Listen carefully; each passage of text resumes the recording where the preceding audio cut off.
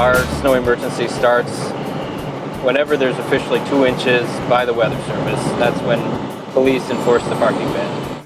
Right now we have 9 trucks going out, which is all of the trucks that we have, all of the big, plow trucks. And we're just doing the main roads before rush hour so that we don't get too much hard pack. And then tonight, once we come back and everybody's off the roads, then it's a 14-person plow.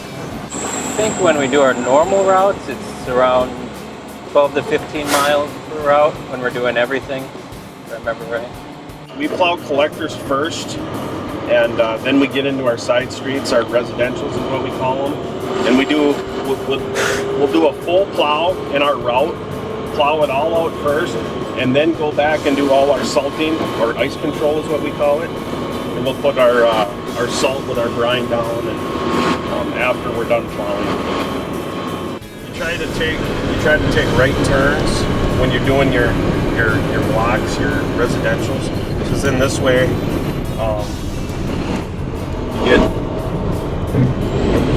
so I'll do this side of the street, and then I'll take a right turn on the block we just came up. Because I was, making my right turns, I've already been down this road. It's called deadheading. And we try to eliminate as much deadheading as possible, just because it's not very efficient. Just try to avoid these garbage cans as much as possible. Yeah, we are always trying to tell people to put their garbage can in their driveway and not in the street. We don't want to hit it. We were told that garbage trucks, the arm that reaches out to grab their can go 3 feet. So that's kind of what we try to tell residents is leave their can 3 feet behind the curb. Mailboxes can be a problem. Garbage cans, parked cars, anything that, because we want to plow the street curb to curb. Get it as wide as possible. This late in the season, you can see the gutter line's got frozen snow and ice in it, so it kind of makes the ride a little rough when you're running these curb lines. The big part is a lot of the times the mailbox gets hit by the snow, not by the plow. And then, our snow policy says that we're not responsible for it then, but of course it's hard to prove what really hit it. So, like tonight, we'll probably be plowing off a good 6 inches.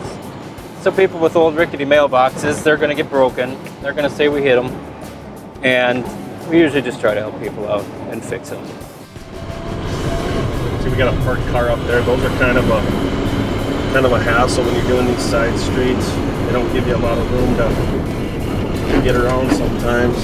So a lot of the times we'll end up having to pick up our wing and plow. And if you get 2 cars right next to each other, then you can't get through. You got to back all the way out of the street, down the street you just came from.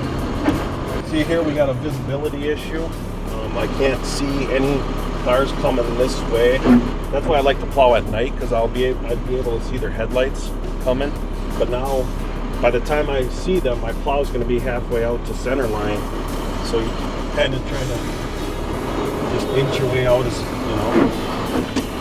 much as you can, and so you feel that it's safe to go, and hopefully nobody's speeding or driving erratically. Pretty much everybody in streets does everything for streets, so we're small enough that when it snows like this, everyone in streets will be plowing, and tonight quite a few guys from utilities will be plowing too for streets. Way easier to plow in the middle of the night when nobody's around, because we plow just the city streets. So like up here, we're coming up to Victoria, we don't plow that, so we have to pull out onto the county roads and back up and go back down our city streets. And at night, you can imagine that's pretty easy because there's no cars. Sometimes people squeak out behind us when we're trying to back up. We can't see them, obviously. And then, others will go around, some of them don't go around. It's just it's kind of an unpredictable part. A lot of times you'll see the county trucks, they're dropping salt as they're plowing, but we usually wait until we're done just because we don't want to plow off the salt that we just put down. And we're pretty focused on putting salt in specific places. We don't salt continuously on most of our roads.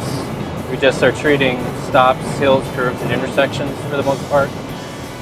We're not trying to get the whole road bare, or at least in most cases we're not. So we treat those spots, and then usually within a few days they kind of spread out and grow and get the road bare. But so we want to make sure we're putting the salt in the right spots and not plowing it off afterwards. So we're going to plow our main roads first, and then we'll go back and treat them. Today, since it's snowing cats and dogs, really we're just putting down a little bit of salt to try and keep the snow from sticking to the roads. We're not, I mean, there's no way you're going to melt this while it's coming down. I guess check our website. If you just go cityofroseville.com/snow, I believe that'll take you right to the snow website. You know, you can sign up for notifications for when we're going out on our website, and then it has a lot of the information that we've already talked about, like, you know, not putting your garbage cans in your street and not blowing your snow in the street, things like that. Drive slow or stay home.